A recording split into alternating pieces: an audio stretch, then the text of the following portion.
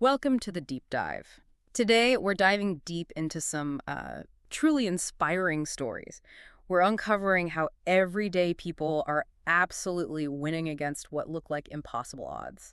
Right. And forget that typical David versus Goliath story where David just, barely scrapes by. Exactly. In these stories, David doesn't just survive, David dominates. It's pretty powerful stuff. Imagine this for a moment. A small town, just 9,400 people, taking on $1 billion corporation, cleaning up a whole century of environmental damage. Damage everyone thought was permanent. Right. Everyone said they were doomed, recovery was impossible, but they didn't just bounce back, they are thriving. And then you have tenants living in just horrific conditions. Unbelievable conditions, facing this massive corporate landlord. They launch a rent strike, lasts 248 days. Wow, 248 days, that's commitment. And they walk away with huge concessions. It's incredible. And here's the thing, right? These aren't just like one-off miracles. Not at all. What we're going to unpack today is the incredible, and I think repeatable, power of people getting together, collective action. Yes, celebrating these community organizing successes that are actually happening all across America. So our mission for you today is simple. We're pulling out the practical strategies, the kind of unexpected insights, the how-tos from these wins. So you can see how your own community might be able to achieve similar, really powerful wins. Okay, so let's jump right into these amazing victories. They really prove democracy when people engage is a powerful force. It's happening everywhere. It is. And what really stands out, I think, across all these different wins is just how diverse they are. Yeah. Yeah, you've got environmental justice, housing rights, crucial voting access, even protecting education. But they all share this fundamental common thread, Which is the relentless, unwavering pressure of an organized community. Sustained pressure. That sustained pressure, that's exactly what we see in Anaconda, Montana. For almost 100 years, the Anaconda Copper Company had the world's biggest copper smelter there. Right. And when it closed in '81, it left behind just a devastating toxic mess. Poisoned soil, water, air. Turned the town into one of the country's largest Superfund sites. That's the federal program, for cleaning up the worst hazardous waste. And Atlantic Richfield, which is a BP subsidiary, they were on the hook for the cleanup. So you'd think, for a town of 9,400 people, that's it, game over. It really felt like a death sentence back then. Yeah. But what's amazing is it wasn't the end. It was the start of this incredible turnaround. How so? Well, after 3 decades of persistent organizing, demanding accountability, just refusing to give up, 30 years, wow. Anaconda didn't just recover, it totally transformed. Today, kids play soccer on land that was literally toxic wasteland. No way. Yeah. New homes are being built. They even have a natural gas plant. It's a completely different place. That's astounding. I mean, they actually removed 3 million cubic yards of waste. 3 million. They replanted vegetation, restored wetlands, cleaned rivers, even got toxic dust out of people's attics. And the old smelter grounds. A golf course with new homes. Exactly. It's a real testament. Senator John Tester said Anaconda is an example of what can get done when we hold corporations and government accountable. And it really highlights the power of that one unified voice, doesn't it? Especially when you compare it to nearby Buttes. Oh, yeah. In Butte, the cleanup's been painfully slow, kind of inadequate, largely because the efforts were more fragmented. Anaconda spoke together. That unified voice seems key. And Anaconda's story, it's not unique in Montana, is it? No, not at all. Look at Glendive. In 2015, bam, 40,000 gallons of oil from an old Bridger pipeline pipe burst right into the Yellowstone River. 40,000 gallons. And people knew something was wrong almost immediately. Their dogs refused to drink the tap water, started eating snow instead. Oh, wow. Animals often know first. They do, and tests confirmed it. Benzene, a known carcinogen, was in the drinking water at 3 times the safe limit. So 6,000 people had no safe drinking water for 6 days. 6 long days. And the company's first response? Yeah. Just bury a new pipeline deeper. Seriously, that just misses the point entirely about their negligence. Completely. But the community, they refuse to be ignored. Western Justice Associates, a law firm there, they've had success before. Right. I saw they got $25 million from Pennsylvania Power and Light for groundwater contamination, $2 million from ExxonMobil for another Yellowstone spill. Yeah, they have a track record. But the crucial takeaway, what their lawyers say bluntly, is trying to take on these huge corporations alone, it's suicide. You need the community. You absolutely need the entire community united behind you, period. Okay, so switching gears a bit from environment to tenant rights, Kansas City. Independence Towers, that's another really powerful story. Hugely powerful. Yeah. Tenants there were living in just horrific conditions. I mean, broken windows, tragically. A baby fell 8 stories and died. Oh my. Yeah. Raw sewage leaks, electrical fires constantly, roach infestations. Just deplorable. And the kicker is, the building had a Fannie Mae-backed loan, right? So taxpayers were essentially subsidizing these awful conditions through this government-backed mortgage system. Exactly. Talk about adding insult to injury. So October 1st, 2024, these tenants, they just had enough. They formed a union, launched a rent strike. The one that lasted 248 days. That's the one. Longest in Kansas City history. Yeah. And their victory. It was massive. Tell us, what did they win? Okay, get this. Rent freezes for current tenants, a 5% cap on future increases, a grace period for late payments, a total ban on junk fees. Nice. Formal recognition of their tenants union, and this is critical. No back rent owed for the 8 months they were on strike. Wow. No back rent. That's huge. It's Monumental. And every single current tenant got their lease renewed. So how did they pull that off? That level of coordination seems intense. It was meticulously planned. Yeah. KC Tenants, the citywide union, coordinated everything. If one tenant faced pressure from the landlord, literally hundreds would show up in support. Wow. Power in numbers. Absolutely. They physically blocked evictions. They didn't just complain, they submitted detailed tenant living condition reports straight to the court. Proactive. I like it. Yeah. And Tara Raghuvir from the Tenant Union Federation, she believes this proves they're onto something with building these rent strike-ready unions nationwide. It's about that collective strength. It really is. And this power, this community power, it's not just for fighting corporations, right? Yeah. It extends to protecting democracy itself. Absolutely. We hear a lot about voting restrictions, but what often gets missed is how rural communities are actually expanding ballot access through this kind of persistent grassroots organizing. Like in Michigan, 2022. Exactly. Voters passed a constitutional amendment, revolutionized voting access, drop boxes everywhere, prepaid postage for mail ballots, expanded early voting. And it passed with 60% support, including rural areas. That's key. It's crucial because getting to polls in rural areas can mean hours of driving. This makes a real difference. And even where there were setbacks, like Wisconsin banning drop boxes initially. Right, which really hurt rural voters with part-time clerks and tiny windows to return ballots. The communities fought back. They fought back relentlessly, and in 2024, the Wisconsin Supreme Court reversed that ban. We're seeing wins elsewhere, too. Like Nevada making expanded mail voting permanent. Yep, an electronic ballot return for Native American communities there. Huge. Colorado has 247 drop boxes, prepaid postage statewide. Yeah. Minnesota and 20 other states, same-day voter registration. You know, when you connect the dots here, these aren't really partisan wins, are they? Not at all. They're democracy wins, full stop. Yeah. They make sure farmers, city dwellers, everyone can actually access their right to vote. Makes the whole system work better. That's a great way to put it. And speaking of fundamental rights, parents fighting back against book bans. That's another area where community action is making waves. Definitely. Look at Escambia County, Florida. Over 1,600 books banned. We're talking dictionaries, encyclopedias. Dictionaries, seriously. Seriously. But parents, teachers, students, they didn't just accept it. They fought back. Lawsuits, running for school board seats. And did it work? Yeah. Initial result, 24 books returned to shelves, and more victories are still pending. The fight's ongoing. And PETA America documented, over 10,000 instances of bans in just 2023-24? A 200% increase. That's staggering. It's shocking. But the resistance is absolutely growing alongside it. Parents running for school boards like never before. Teachers setting up secret libraries. Secret libraries. I love that. Right.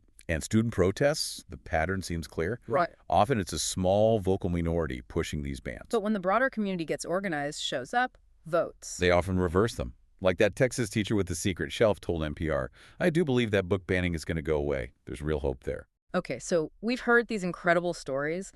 Anaconda, Glendive, Kansas City, voting rights, book bans. What does this all mean for you listening? Right. How did these communities, often up against massive corporations or entrenched interests, actually pull off these wins? Because if they can do it, you can too. There seems to be a playbook, right? A kind of grassroots victory formula. That's the key question. What are the repeatable actions? This isn't luck. It's strategy. It's a consistent approach. So let's break down that formula. What's step one? Step one, absolutely crucial. Document everything.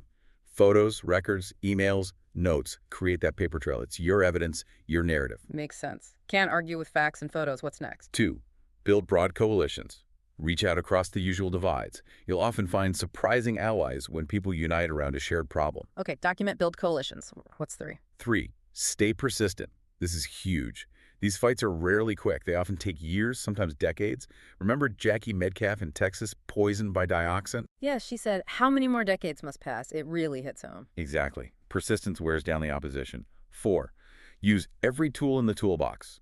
Legal action, media, direct action, community awareness. Use it all. Don't limit yourself. Got it. 5. 5, demand transparency.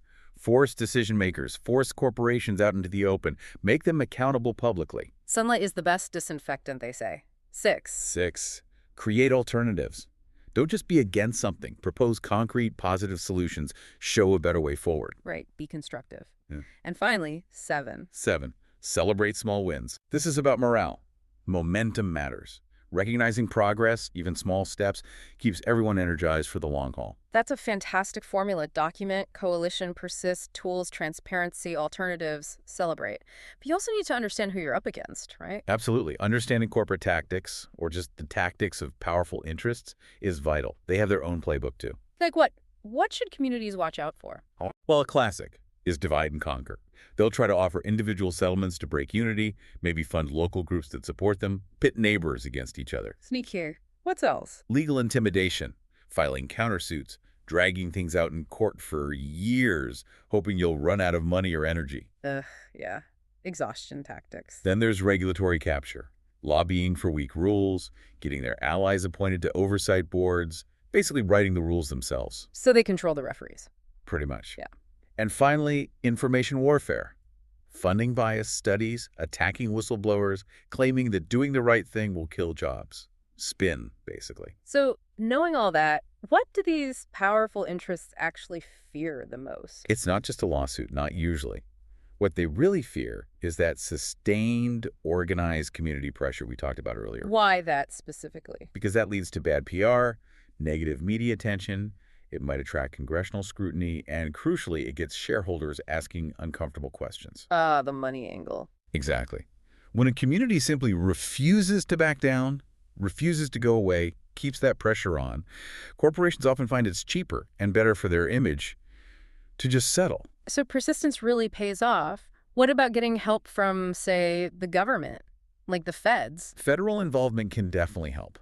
That $1 billion from the Biden administration for Superfund cleanups, that provides real resources. But you can't just rely on them. No, absolutely not. The EPA's role in Anaconda, constant communication, transparency, really listening to the community, that's how it should work. But it doesn't always work that way. Unfortunately, no. In other places, agencies might just do the bare minimum required, especially if a corporation is pushing back hard. So communities need to keep the pressure on everyone. Everyone. Use every lever. State attorneys general, Congress members, federal agencies, the courts. Right. But always maintain that independent, community-driven pressure. That's the engine. Okay, one argument you always hear is that these community efforts, environmental protection, tenant rights, they hurt the economy. They kill jobs. Yeah, that's the standard line. But when you actually look at the evidence, the bigger picture, it consistently shows the opposite. How so? Well, Anaconda's cleanup wasn't an economic drain. It created jobs for decades. Property values went up. New businesses were attracted. It generated more tax revenue. Right. A thriving town is better than a toxic wasteland, economically speaking. Obviously. And Kansas City. Those tenant protections didn't crash the housing market. They stabilized neighborhoods. People spent money locally. Kids stayed in schools. Crime even went down. Property values rose. And rural voting access. It means farm workers don't lose wages to vote. Elderly folks don't have exhausting trips. People can participate, advocate for their economic needs. So the real economic damage comes from the corner cutting. Poisoned water means huge healthcare costs down the line. Evictions mean spending on homeless services. Voting restrictions stop people from fighting for their own economic future. That flips the script entirely. Okay, let's bring this home. Let's unpack this for your community listening right now. These wins are inspiring, but they're beginnings, right? Exactly. Every victory builds momentum. So the question is, how do you get started?